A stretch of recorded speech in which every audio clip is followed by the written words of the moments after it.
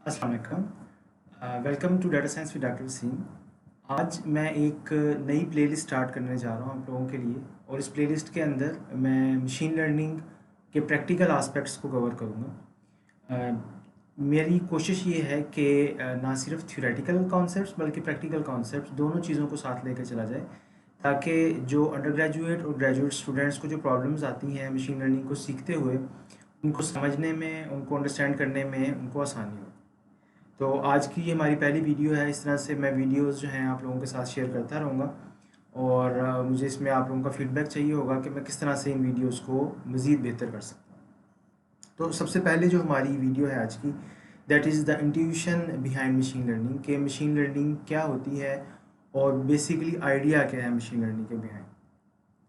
तो ये मैं जो मशीन लर्निंग का आइडिया है बेसिकली आपको एक एग्जांपल से जो है वो एक्सप्लेन करूँगा, लेकिन उससे पहले मैं आपको कुछ एरियाज़ बता दूँ जिनको कि आर्टिफिशियल इंटेलिजेंस और मशीन लर्निंग जो है वो कवर कर रही है। और वो ऐसे एरियाज़ हैं जो कि एक टाइम था कि ये समझा जाता था कि ये ह्यूमन की कैपेबिलिटीज़ हैं, जैसे क्रिएटिविटी है, जैसे लर्निंग है, ये सारी चीज़ें ह्यूमंस के साथ एसोसिएट की जाती थी।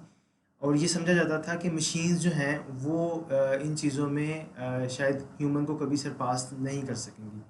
लेकिन पिछले 2-3 सालों के अंदर इतनी टेक्नोलॉजी के अंदर डेवलपमेंट हुई है कि अब ये चीज़ें पॉसिबल लगने लगी हैं, और बहुत सारे इस तरह के मॉडल्स अब अवेलेबल हैं जो कि ना सिर्फ लर्निंग बहुत अच्छी करते हैं बल्कि क्रिएटिविटी में बहुत अच्छे हैं।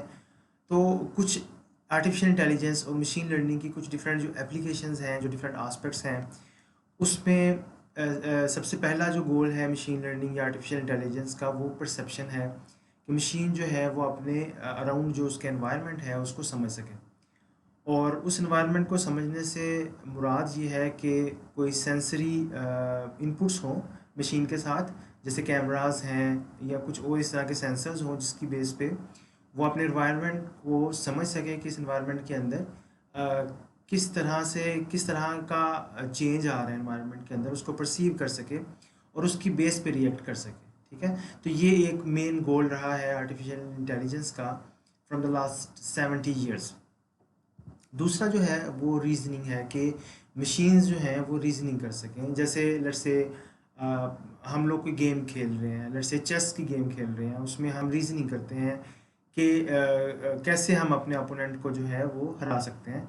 और यही चीज़ ये हमारा गोल रहा है आर्टिफिशियल इंटेलिजेंस के अंदर, कि मशीन जो है वो कैसे रीजनिंग कर सकती है, उसकी रीजनिंग को हम कैसे बेहतर कर सकते हैं।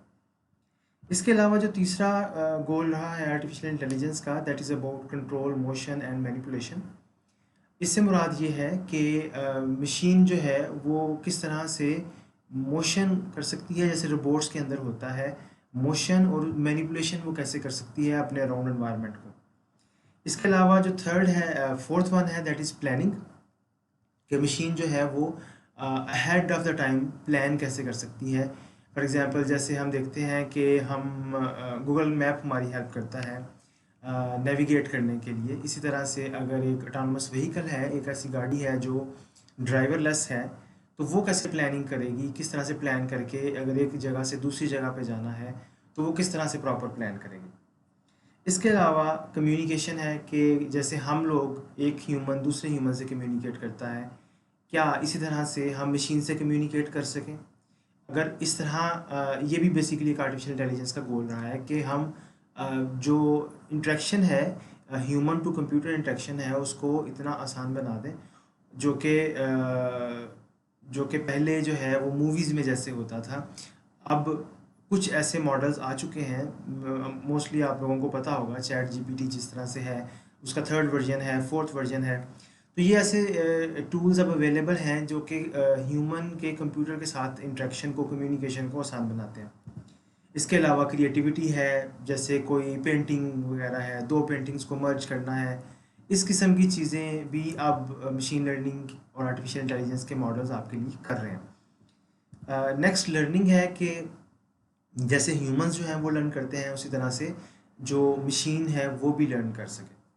तो ये कुछ आर्टिफिशियल इंटेलिजेंस के गोल्स हैं। अब मैं आपको मशीन लर्निंग की एक एग्जांपल से मशीन लर्निंग को समझाना चाह रहा हूँ कि मशीन लर्निंग बेसिकली होती क्या है। ठीक है, तो उसके लिए एक आयरस प्लांट डाटा सेट की मैं एग्जांपल आपको शो करता हूँ।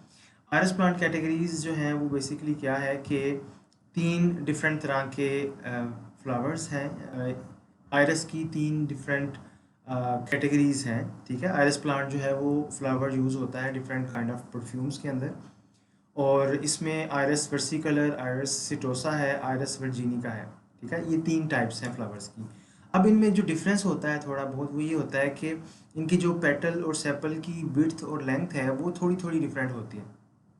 तो अगर हमने इनको आइडेंटिफाई करना हो, अगर हमने मेजरमेंट ली हो इनकी सेपल की, पेटल की, विड्थ की और लेंथ की, तो उसकी बेस पे अगर हम ये डिटरमिन करना चाह रहे हैं कि कौन सा जो फ्लावर है वो आयरस वर्सिकलर से बिलोंग करता है, कौन सा फ्लावर जो है वो आयरस सिटोसा है, और कौन सा फ्लावर जो है वो आयरस वर्जिनिका है, तो उसके लिए हमें कुछ रूल्स बनाना पड़ेंगे कि अगर इतनी लेंथ हो और इतनी विड्थ हो तो वो लेट्स से कैटेगरी वर्सिकलर से बिलोंग करता है।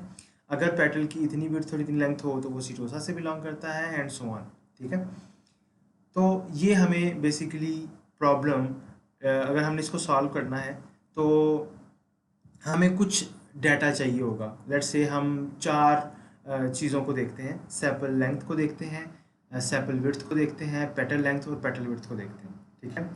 और उसकी बेस पे हमने कुछ मेजरमेंट्स ली, और उन मेजरमेंट्स की बेस पे हमने उसकी टाइप डिटरमिन की कि जी अगर सेपल की लेंथ जो है वो लेट्स से 5.1 सेंटीमीटर है, उसकी जो विड्थ है वो 3.5 है, पेटल की जो लेंथ है 1.4 है, एंड सो ऑन, तो वो आयरस सिटोसा है, ठीक है। तो यहाँ पे आप देख सकते हैं कि यहाँ पे आपको जो डिफरेंट टाइप्स हैं इसमें आयरस सिटोसा जो है उसकी 2 एग्जांपल्स का हमने डाटा ले लिया, आयरस वर्सिकलर जो है उसकी 2 टाइप्स का डाटा ले लिया, और इसी तरह से आयरस वर्जिनिका की 2 टाइप्स का डाटा ले लिया, ठीक है। अगर हमारे डाटा सेट के अंदर एक जैसी एग्जांपल्स का एक जैसा साइज हो, जैसे सिटोसा की भी 2 एग्जांपल्स हैं यहाँ पे, वर्सिकलर की भी 2 एग्जांपल्स हैं, और वर्जिनिका की भी 2 एग्जांपल्स हैं, तो इसको हम कहते हैं कि जी हमारा डाटा सेट जो है वो बैलेंस्ड डाटा सेट है, ठीक है। इस डाटा सेट के अंदर ये जो ऊपर आपको नज़र आ रहे हैं ये फीचर्स हैं जो आपको कॉलम्स नज़र आ रहे हैं, सेपल लेंथ है, सेपल विड्थ है, पेटल लेंथ है, पेटल विड्थ है, ये इनको हम फीचर्स भी कहते हैं, इनको हम इंडिपेंडेंट वेरिएबल्स भी कहते हैं, और इसको कैपिटल एक्स से भी नोट किया जाता है, क्योंकि ये एक तरह से ये पूरा जो है ये एक मैट्रिक्स बन रहा है। यहाँ से लेके अगर आप देखें ये सारा ये यहाँ से ये पूरा एक मैट्रिक्स बन रहा है, और आपको पता है कि मैट्रिक्स को मैथमेटिक्स के अंदर कैपिटल जो लेटर्स हैं उनसे रिप्रेजेंट किया जाता है। तो ये एक मैट्रिक्स है, इसको हम कैपिटल एक्स से रिप्रेजेंट करते हैं। दूसरी तरफ जो उनको लेबल दिए गए हैं, ठीक है, इस ये जो लास्ट वाला कॉलम है जिसे मैं टाइप कह रहा था, ये क्लास भी इसको हम कह सकते हैं, ये एक लेबल भी है, या इसको हम वाई से भी डिनोट करते हैं, ठीक है। तो वाई जो है वो एक वेक्टर है, ठीक है। ये जो वाई है बेसिकली ये एक वेक्टर है, और इसको हम स्मॉल वाई से डिनोट करते हैं, ठीक है। तो ये बेसिकली डाटा जो आयरिस की मैं आपको एग्जांपल दे रहा हूँ, ये उसका डाटा सेट आपने देख लिया कि डाटा बेसिकली किस फॉर्म में होगा, और इससे हम लर्निंग कैसे कर सकते हैं। तो लर्निंग के लिए बेसिकली हम जो है वो इस तरह का एक डाटा सेट ऑलरेडी अवेलेबल है हमारे पास, जो आर ए फिशर ने 1936 के अंदर कलेक्ट किया था। इस डाटा सेट के अंदर जो है हर फ्लावर, जो 3 टाइप्स मैंने आपको बताई हैं, इन तीनों टाइप्स के 50 ईच एग्जाम्पल जो हैं वो अवेलेबल हैं। सो टोटल जो हैं इसमें 150 एग्जाम्पल्स हैं। ये बैलेंस्ड डाटा सेट है, ठीक है, और इसमें ये मल्टीवेरिएट है। मल्टीवेरिएट का मतलब है कि इसमें एक से ज़्यादा फीचर्स हैं, क्योंकि इसमें 4 फीचर्स हैं, ठीक है जी। तो फीचर्स को हम एक्स से रिप्रेजेंट करते हैं और क्लासेस को हम वाई से रिप्रेजेंट करते हैं, ठीक है। ये चीज़ आपने याद रखनी है। अच्छा, अब फिर मेरा आपसे ये क्वेश्चन है कि अगर हमारे पास इस तरह से मेजरमेंट्स आ भी गई हैं तो अब हम इनको कैसे लेबल कर सकते हैं या क्लासीफाई कर सकते हैं। तो इसके लिए आप मे बी अगर आपने प्रोग्रामिंग का आपका प्रायर एक्सपीरियंस है तो आप कहेंगे जी कि हम इसमें इफ़ एल्स कंडीशंस लगा लेंगे, ठीक है। अब इफ़ एल्स कंडीशंस जो हैं वो आप इस तरह से लगा सकते हैं कि आप डाटा सेट को देखें, 150 एग्जांपल्स को देखें, और उसमें देखें कि लेट्स से पेटल की विड्थ को देखें कि पेटल की विड्थ जो है अगर less than let's say less than 0.6 है, तो वो आइरस सिटोसा है, ठीक है। आपने डाटा सेट से ही देख लिया और उसकी बेस पे आपने इस तरह से एक रूल डिफाइन कर लिया, ठीक है। अगर वो 0.6 से ज़्यादा है पेटल की विड्थ, देन आपका जो डिसीजन है वो पेटल की विड्थ पे ही होगा। लेकिन उसमें हम ये देखेंगे कि उसमें उसकी जो विड्थ है वो 1.7 से लेस है या 1.7 से ज़्यादा है, ठीक है।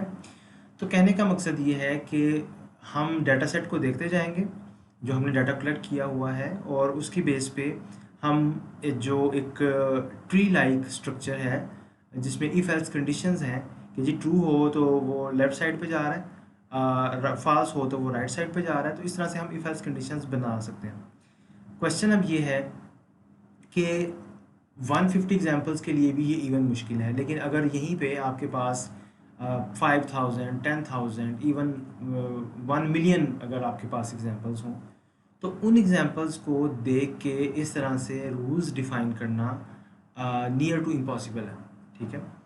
यहाँ पे बेसिकली मशीन लर्निंग आपकी हेल्प करती है, ठीक है। मशीन लर्निंग वो पैटर्न जो है वो डाटा का वो लर्न कर लेती है, और उस पैटर्न की बेस पे अगर जैसे आयरिस डाटा सेट की एग्जांपल है, तो अगर कोई नया फ्लावर है उसकी मेजरमेंट्स मैं लेता हूँ, उसके पेटल की उसकी सैपल की विड्थ और लेंथ मेजर करता हूँ, और उसकी बेस पे जो मेरे मशीन लर्निंग के मॉडल ने जो लर्न किया हुआ है उसकी बेस पे मैं उसको एक नए फ्लावर की मेजरमेंट्स देता हूँ, तो वो जो है वो ये डिटरमिन मॉडल खुद से कर सकता है, या वो एल्गोरिदम खुद से डिटरमिन कर सकता है कि ये जो फ्लावर न्यू फ्लावर आया है ये किस कैटेगरी से बिलोंग करता है, ठीक है।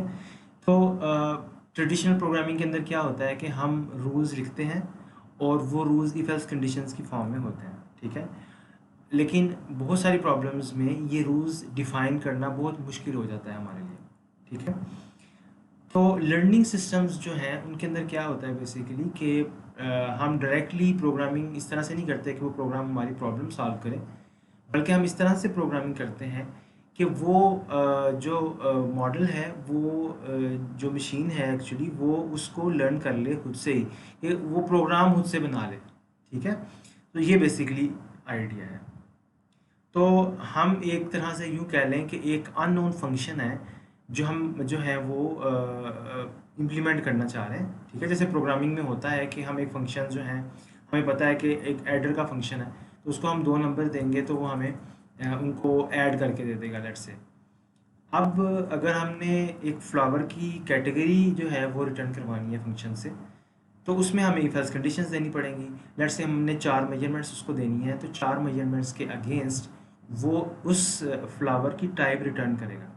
लेकिन अभी उस फंक्शन के अंदर उसकी बॉडी के अंदर क्या वैल्यूज़ क्या कंडीशंस हमने लगानी है जिसकी बेस पे हमने वैल्यू रिटर्न करनी है वो हमें नहीं पता, ठीक है। तो ये बेसिकली इसलिए मैं कह रहा हूँ कि इसको हम कहते हैं अननोन फंक्शन।